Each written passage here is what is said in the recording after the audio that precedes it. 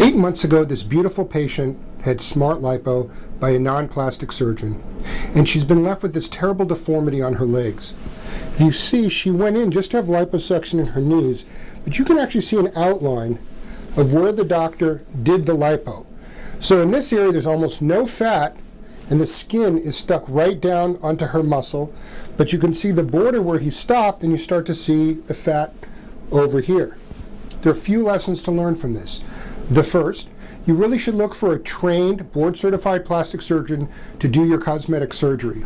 They've had the most experience and the most training, they've been examined, they've taken the most rigorous boards, and they have the best perspective on what, in my opinion, can give the patient the best result. The second thing to recognize is that SmartLipo is not a panacea. It's been very extensively marketed and advertised, but there's still no documentation that it tightens skin or does anything any better than other procedures. In fact, one of the drawbacks of SmartLipo is that I've seen burns and other problems as a result of it. And also what we found is because of the tremendous marketing momentum behind SmartLipo, we see a lot of untrained doctors buying SmartLipo, using it as a way to jettison themselves into being able to do cosmetic surgery rather than having become busy cosmetic surgeons as a result of good hard work over time.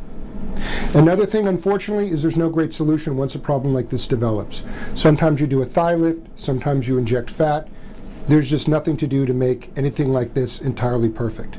So to just show it to you again, you see probably in the camera a little bit of an outline of where the resection was stopped, and turn a little this way and turn a little that way. I just want you to see this. Another important lesson about this is I often have patients say to me before surgery, before liposuction, be as aggressive as you can. Well, you don't want a surgeon to be as aggressive as they can for two reasons. The first thing is you want to be balanced. For instance, if a patient has an outer thigh here, at a certain point, if you do too much on a woman, and this doesn't apply here, she'll look like a boy. There should be a little something here. And the second thing is that if you're too aggressive with liposuction, then the skin can stick itself down to the underlying muscle. And it's always normal to have a little bit of fat between the skin and the underlying muscle. Otherwise, you get this kind of stuck-in look. So be careful who you have do your liposuction, and don't ask anybody to take off too much, and try to yourself avoid ever having a problem like this.